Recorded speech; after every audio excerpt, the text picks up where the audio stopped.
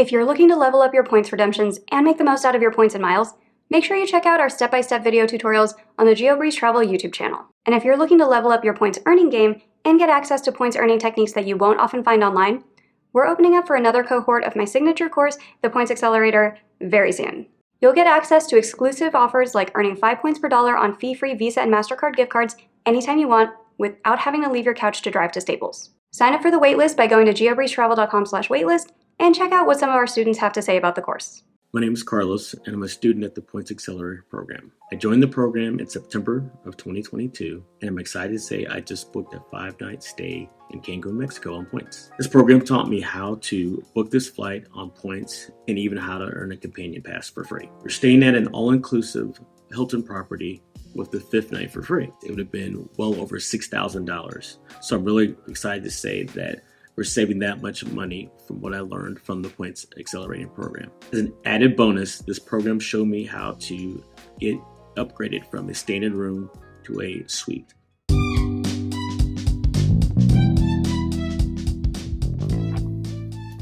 I think Andaz is probably my favorite brand. The breakfast was very similar to the Grand Hyatt. I did order my eggs Benedict with the hard yolk again. They also do have the machine for the fresh nut butter.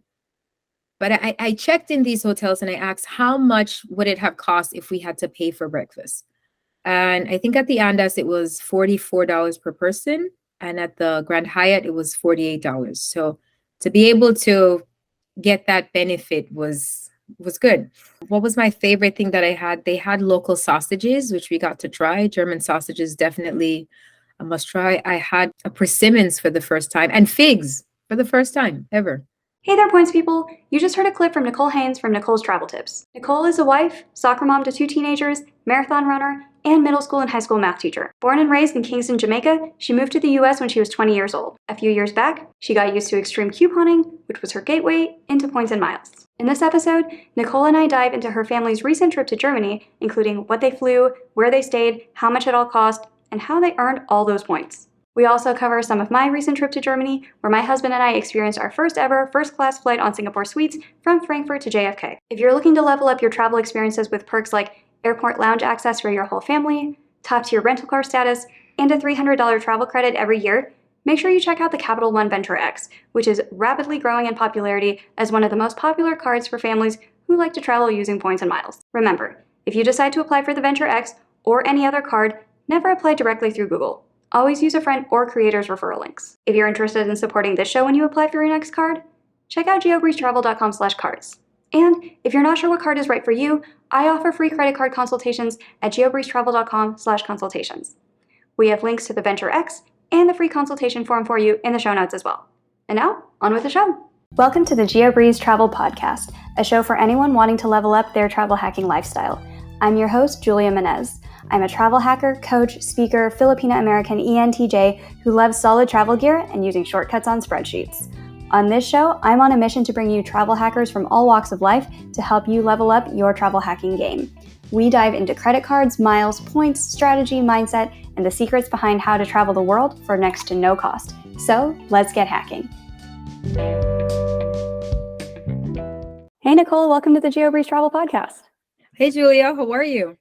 I'm doing well. I'm so excited to have you here today. So excited to be here. This is like 9 months in the making for me. Yeah, and speaking of things that take a long time to plan, we're going to talk about your trip to Germany today and like how much you saved, what you booked, all the details. But before we get into all of that, tell us a little bit about yourself and how did you get into the game of points and miles? I'm Nicole Haynes from Nicole's Travel Tips. I am a mother of 2, marathon runner. I moved to the US from Jamaica when I was 20 years old, and I've been in Miami ever since then. I love exchanging my time for like maximum benefit. I don't always have the money, but I have the time. So years back, I used to extreme coupon. So I think points and miles fits in perfectly with that type of lifestyle that I used to do. I'm a high school math teacher. So again, the numbers run right in line with the points and miles. I've been enjoying the benefits of this hobby. How do you have time since you're a teacher, which takes a ton of time, and a mom, and you run marathons, and you do all this? How do you have the time? Sleep is what usually gets sacrificed. How much do you sleep, or how little do you sleep? I would say if I get 7 hours, it's good. It's better now that I'm not in marathon training, but in the peak of marathon training, a day could go from 4 a.m. to 10 p.m. That's rough. It's what I'm used to, so it's fine. How did you get into the world of points and miles? Let's backtrack. I think I was doing it 10 years ago, but I didn't know. When I first moved here, I got a Delta Sky Miles card, and I've been racking up points on it for 10 years at one point, and I took a trip to Detroit for my family of 4. I had completely forgot about this card. I found your podcast, was listening and learning, and something said, let me check back on that card. And when I checked that card, I had 160,000 Delta miles just sitting there. The biggest thing was I thought, did I spend $160,000? Like, I'm assuming there's some bonus in there somewhere, but how do I get into it? One night, deep dive into YouTube, when one video links to the other video. And so I found a video, I forgot the gentleman's name, and then it was just all dive in from there. When you dove back into points and miles, what cards did you start with when you were like, oh, I have this Delta card, I should add onto it with other things? What was kind of your journey from there? In one night, I applied for 2 cards. I applied for the Capital One Venture X, that was my first one, and the Chase Freedom Flex. That was a 5 points on the grocery that got me on the second one. How did you choose those cards first? Was there any particular reason? Was it the grocery thing? For me, the Capital One Venture X, I chose that because the $395 was offset by the value that I was getting. So in my mind, it would equate to $0. And at the time when I applied, it was 100,000 bonus miles for the 4,000 in spend. So that seemed like a great deal at the time. It was between that actually and the Amex Platinum. I don't know why that. I think Lounge Access was my draw actually. How many cards do you have now? It's in the double digits. I would say more than 10, less than 20. Yeah. All right. So you guys dove deep. When you were getting into this, did it take a lot of effort to get your husband on board too? Was he like, you've gone crazy, or was he pretty good on board? Initially, it started out real slow. I got one card. He got another card. I think that lasted maybe 6 to 8 months. Then getting a taste of Chase and Hyatt, then it snowballed over then. He's pretty much on board. Every now and then he's like, why are we doing this again? And I'm like, do you remember that vacation you took last time? This is why we're doing it. Okay. But I take most of the brunt of the work. It's hard every month to change the bills from card to card to card, but I see the benefit in it. So I think it's worth the time. Perfect. And speaking of how much you guys have saved with these different points and miles trips, tell us about your most recent trip to Germany and break down all the details for us, like the planning for it. What did you guys fly? Where did you stay? How much did you save? Talk to us about all the details. Let's start with flights. How did you find flights over there? Well, first of all, I had my kids make a list of the countries that they wanted to go to. We were planning to go to Salt Lake City for skiing because we did that last year. But looking at the flight prices, it was almost 50% more than it was last year. The Deal Duchess posted this thing about Norse Airlines, and I was a little skeptical because I hadn't heard of them before. But for our flight for 4 round trip with the addition of bags each way, it was a total of $1,550 roughly for 4 people. And Germany was one of the countries on my son's list, and he was studying German in high school. So I was like, this is a perfect opportunity. So it was a cheap cash fare rather than a points thing to get over there. Yes. It was round trip, $350 per person. That is not bad at all. And you're East Coast, you're in Miami, so it's not too far of a flight for you guys, right? It was 9 hours and a half going, and then about 10 hours coming back. That's still pretty significant, but for $350 per person round trip, that is not bad at all. No, I can't get a flight that much to Jamaica, and it's less than 2 hours. That is crazy. Were you guys flying into Frankfurt or Berlin, or where into? We flew into Berlin. So how about hotels? When you found this cheap cash deal, were you already jumping on trying to plan what hotels to do on points? Well, before I got the ticket, I had to check to make sure there was a Hyatt there because, if there's no Hyatt, chances are we're probably not going. So there's a Hyatt in Berlin, which was perfect. We were originally going to spend all 5 nights in Berlin. And my son also loves soccer, my daughter too, but there's a Munich soccer team. So we opted to take the train a couple of hours and spend a few days in Munich also. And the points analyst highly recommended checking out the Andaz in Munich. So it made the trip even more worth it.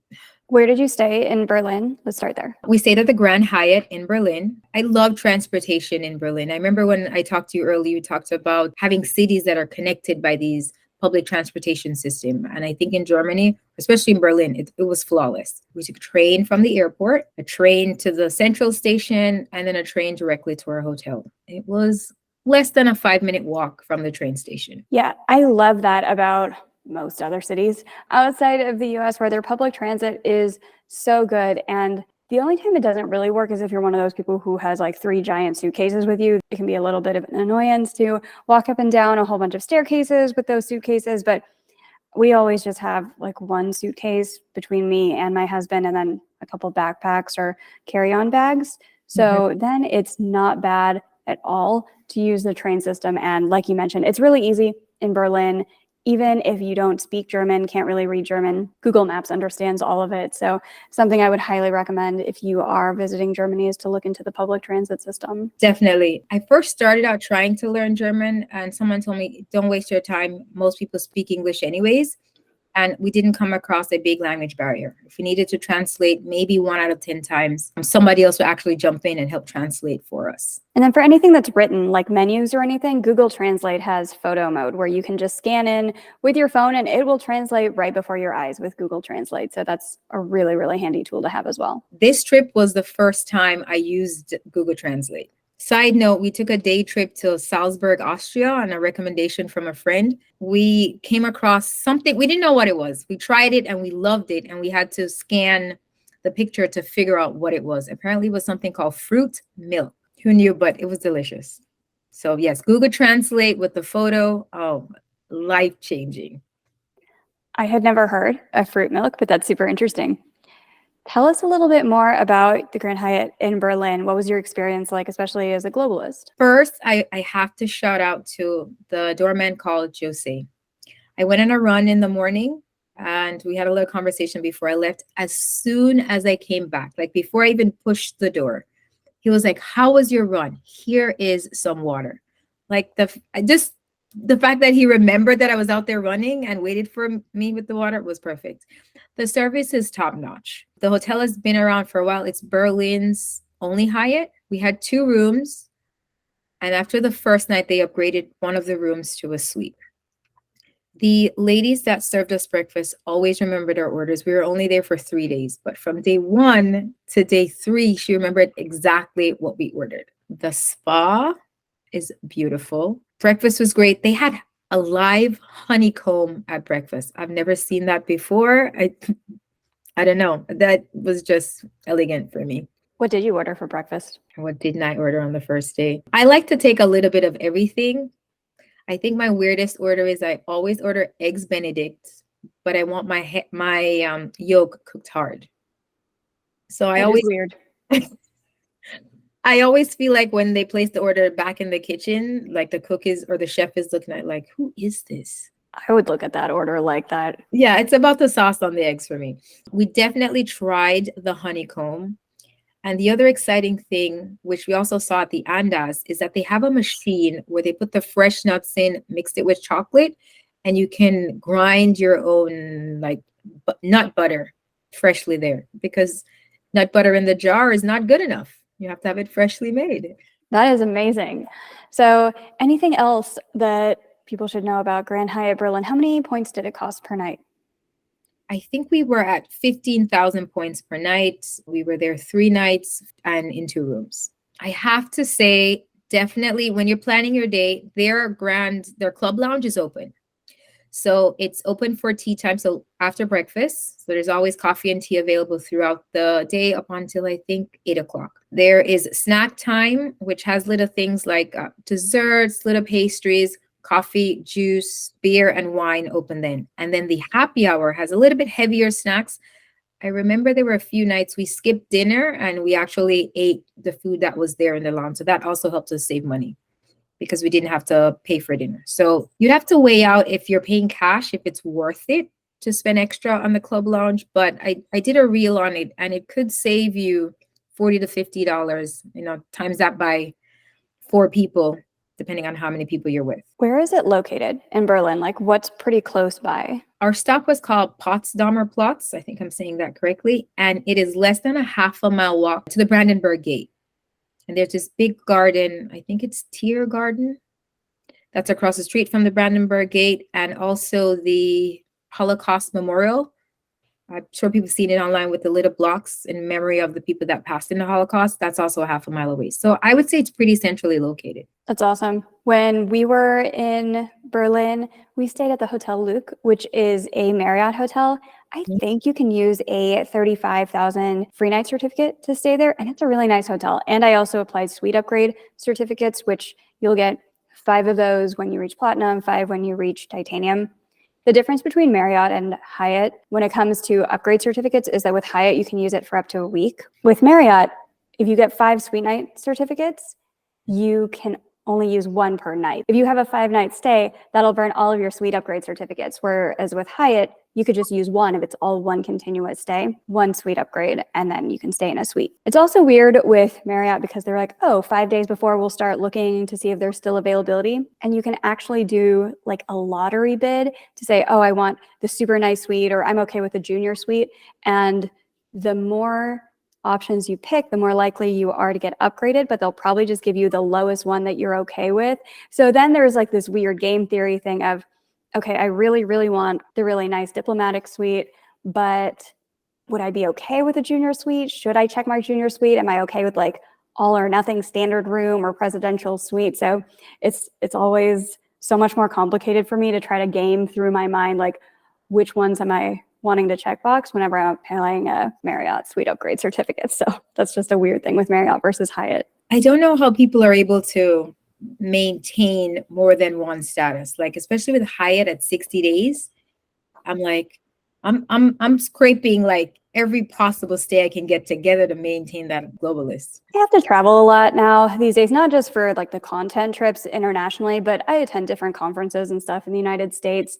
Or if my parents or my in-laws are visiting us in Las Vegas, we have a small apartment, so we will get them a hotel room somewhere and put it in my name. So that knocks out a week at a time because my parents are going to visit me for a week at some point.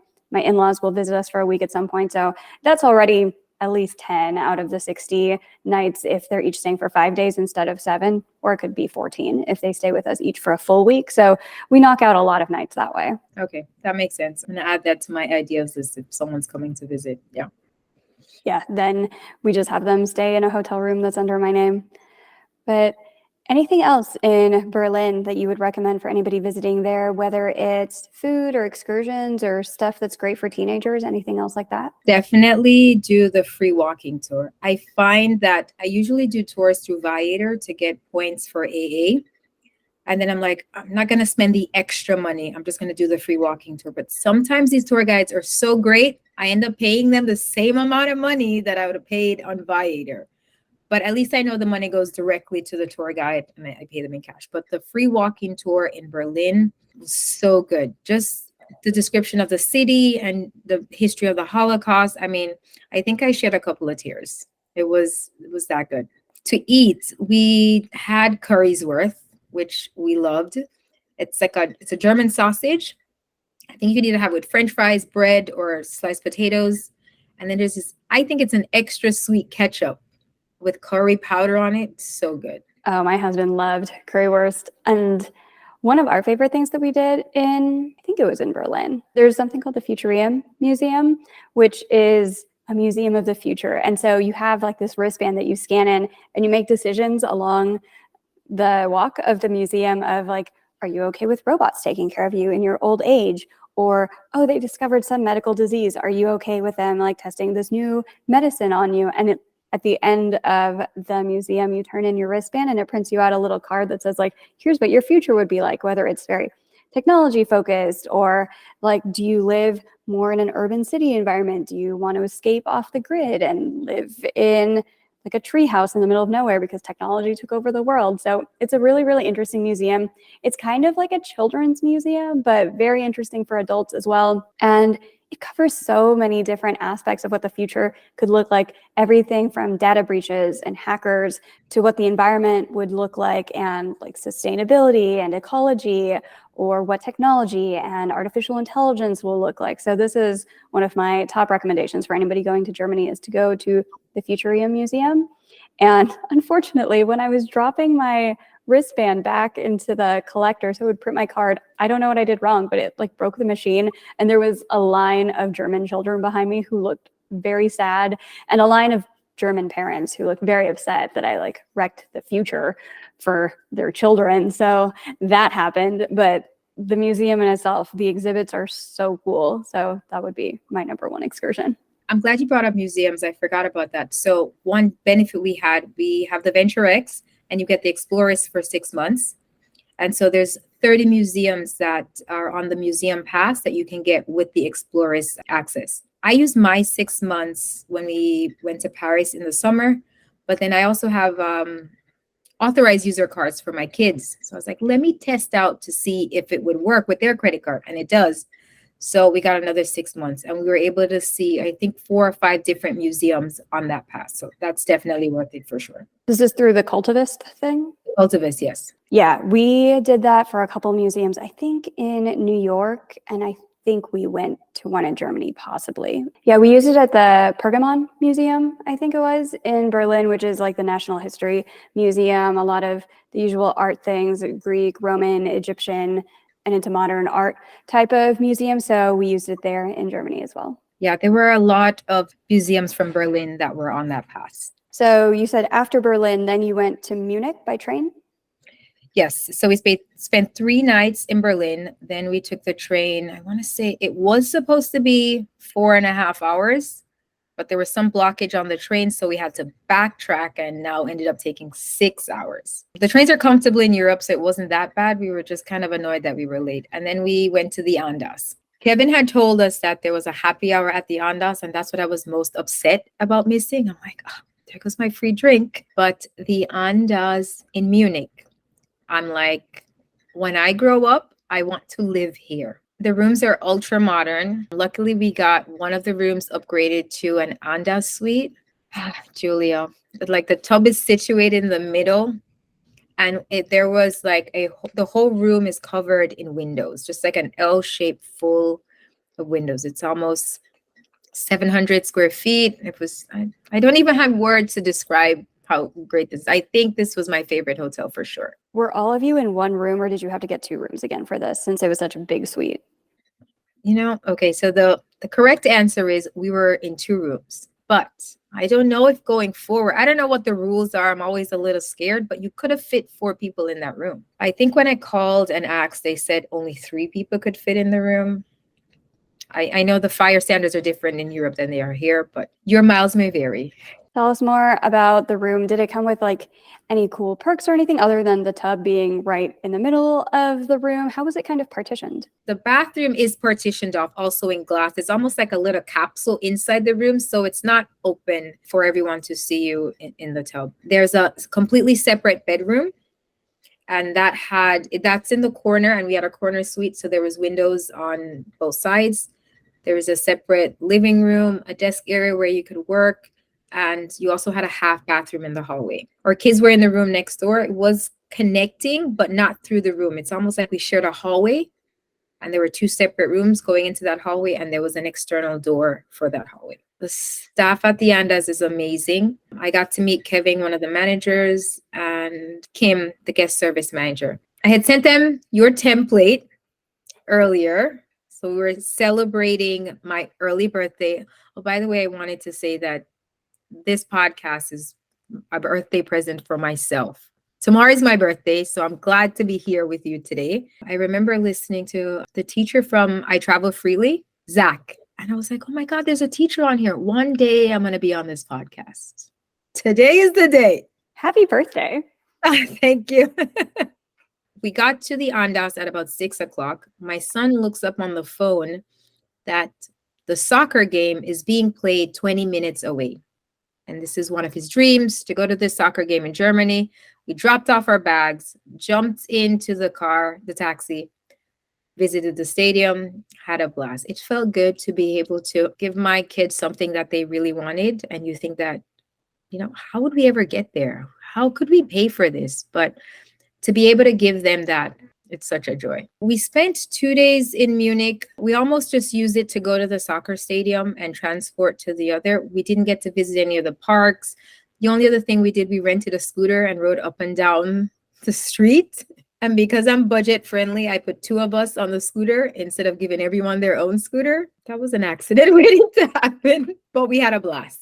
Who was driving each scooter? We put the kids in the front because I could see over them and help maneuver where we were going, because my son's taller than me. So if I was in the back, I couldn't see where we were going. I'm horrified thinking about this entire situation. I'm so glad everybody was okay. I'm going to post the video soon. You might be biting your fingernails and clutching your purse. Yeah, I clenched everything just thinking about this. Just like a scooter where I imagine the kids were like in the back. And granted, you have teenagers, not small children, but still, okay. Did you eat anything interesting in Munich? And also, what was the breakfast like at the Andaz? I think Andaz is probably my favorite brand. The breakfast was very similar to the Grand Hyatt. I did order my eggs Benedict with the hard yolk again. They also do have the machine for the fresh nut butter. But I checked in these hotels and I asked how much would it have cost if we had to pay for breakfast.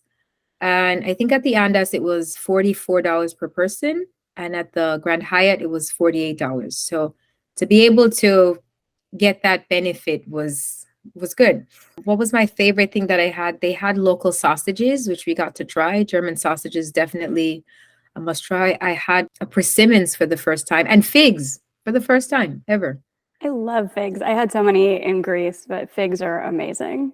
So after the 2 days in Munich, did you go somewhere else in Germany, or where did you go after that? After the first day in Munich, we got up the next day and we rented a car and we drove to Salzburg, Austria, the place where some of the Sound of Music was being recorded. And I saw Travel Dad Rob, I think is his IG name, stories about it. And we visited this castle on top of the hill, which I think is the castle that Disney, the one at the Magic Kingdom, is modeled after. We did the tram up to the hill and back. That was great. The town is super cute. It looks like out of a storybook. We also tried schnitzel, which was made from veal, and that was my first time having veal. Did you like it? I did. We did like it, yes. It was good to see them pounding it. So there's like a little display in the front where you can see them actually making it, and that was very interesting. So you guys didn't stay in Austria because you just took a day trip by car from Munich? Correct. We took a day trip. We got to drive on the Autobahn. I thought it was some big, massive highway. It's literally a 2-lane highway. And they go super fast on that. They do. I was clocking and I was being asked to move over because even at my speed, I was still too slow. A wonderful experience to actually have been on the Autobahn. What was the process of renting a car like? So I rented through National Car Rental. And we opted to pick up the car rental at the central train station. It was pretty simple. I had Emerald Elite status. She didn't acknowledge. She goes, no, that only works in the US. She goes, but since you asked, I'm going to give you a little nicer car. The check-in was in a hotel. Gave your ID. They gave you the keys. It was very similar to the check-in process here. It just wasn't a big location.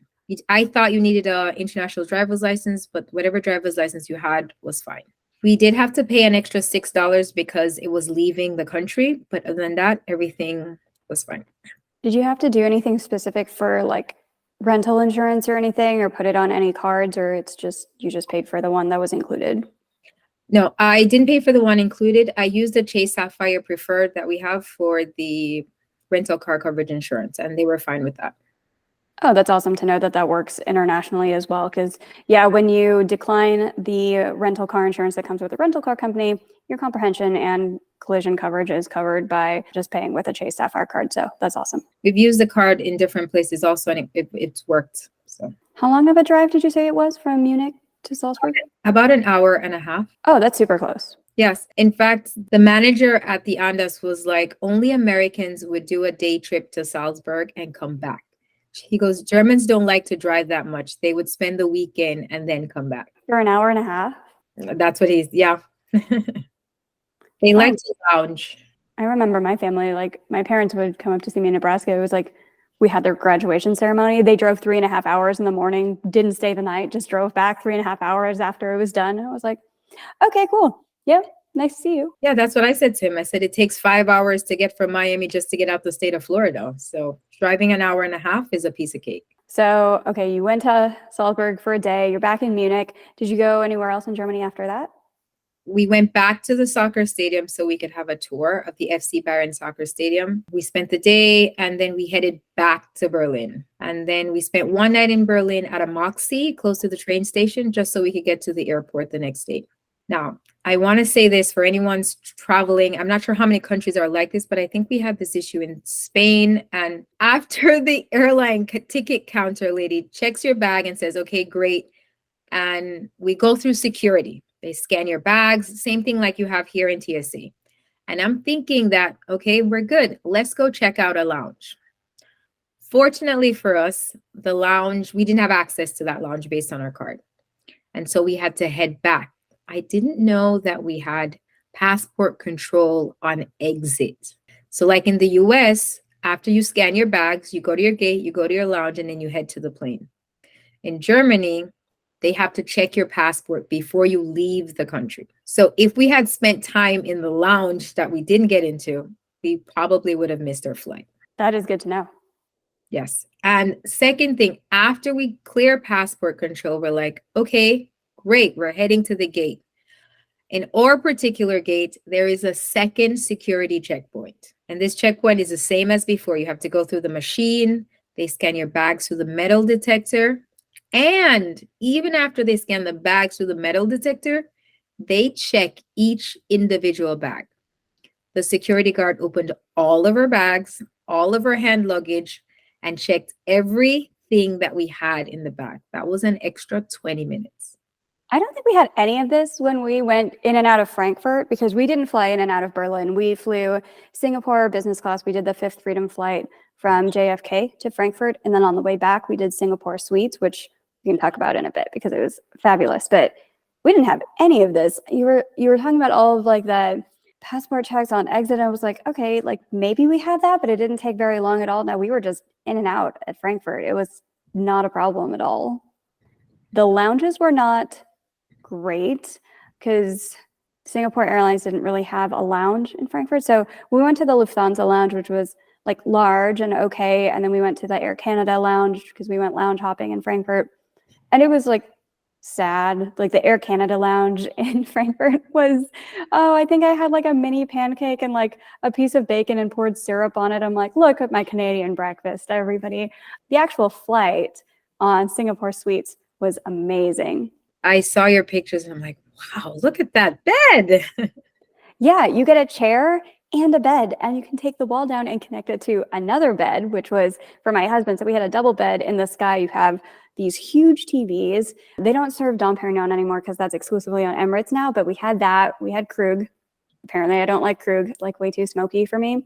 But the food was so good. We had like, I remember I had pork cheeks and then like some really good ramen broth. They had some kind of chicken satay stuff for us. The amenity kit was like this box that had Lalique products, and they had a candle in there that smelled like Crazy Rich Asians. It was so fancy smelling. They have pajamas, which I still wear. They're amazing. And you get to keep the pajamas and the slippers and everything. So that's why we flew in and out of Frankfurt, was because of these Singapore Suites flights. But oh my God, they were absolutely incredible. It's the only time I've flown first class instead of business class internationally, and it was quite memorable. People are always like, oh, like what's the difference between business and first class? With business class, you get a lay flat seat. The food's pretty good. I mean, it's still super nice. But with first class, you don't just get the lay flat seat. Sometimes you get a pod. Sometimes you get a room. Instead of just like nice food, it's gourmet food, like extra stuff that nobody needs. Like nobody needs Dom Perignon champagne or like the caviar with the cream and everything. Nobody needs that, but that's what you get with first class and the pajamas and everything. Versus if you're like, oh, I'm okay, I'm just kind of tall, I just need like a lay flat seat and some extra room, some extra storage. Business class is great. I don't know if this is a part of this podcast, but I booked my first class. Tell us about that. I blame passion for points for this for sure. It's from like Abu Dhabi to London. Oh, the Etihad. Etihad, yes. So I can't believe this is happening, but I digress.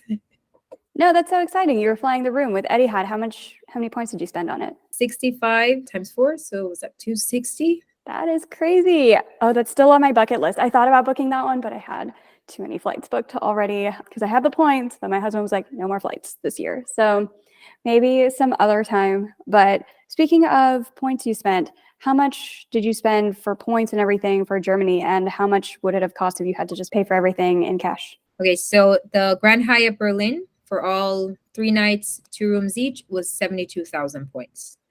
And the estimated price for the rooms would have been about $2,000.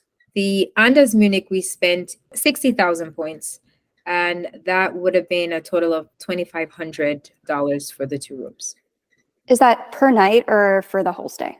For the whole stay. Cool. So that is quite a bit of savings too. Have you calculated like how much you're saving on the Etihad flights? I haven't even looked at the cash prices on that. That is an expensive flight. I think that's probably like an $8,000 flight at least. Per person? Yeah. Okay. 32 grand. That's a car. A nice car. That's a nice car. Crazy. So with everything that you have learned about the game of points and miles and traveling to Germany and everything else, what would you say is your number one piece of advice for listeners today that we can fit onto an Instagram quote card? Buy refundable, think later. And speaking of great tips, can you give a shout out to somebody else on the internet who gives awesome points and miles tips? Yes. The 3 accounts that I definitely loved have been super helpful to me is Homeschooling on Points. That's Heather. She talks about how you can always reapply for the Chase Ink cards. Travel Points Dad, Eric. He makes the funniest reels ever, and they're always so informative. And Choose to Explore. He is a budget traveler, and his tagline is "See the world, save $1." I love it. And where can we find you on the internet?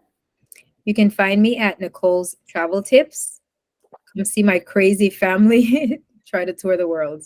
Perfect. Well, thank you so much again, Nicole, for coming onto the show. This has been so informative for anybody who's looking to go to Germany, especially with a family, and seeing how much they can save on different points hotels. So thank you so much.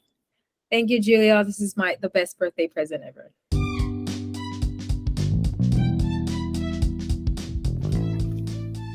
Thank you so much for listening to today's episode of the Geobreeze Travel Podcast.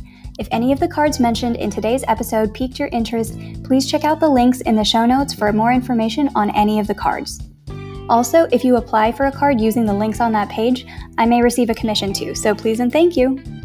P.S. I hear the links work better in Internet Explorer or Safari, and sometimes the credit card applications tend to glitch out in Chrome. Additionally, it would mean the world to me if you could subscribe to this podcast, leave a 5-star review, and share it with a friend. And if you would like to make even more travel hacking friends, please sign up for the Patreon to access our monthly Masterclass Hangouts. We dive deep into a particular points program each month, and you'll get to ask all of your travel hacking questions and enjoy being around other people who enjoy points and miles just as much as you and I do. If you would like an invite to the next one, head over to geobreezetravel.com/hangouts to sign up to be on the invite list. Take care and happy travels!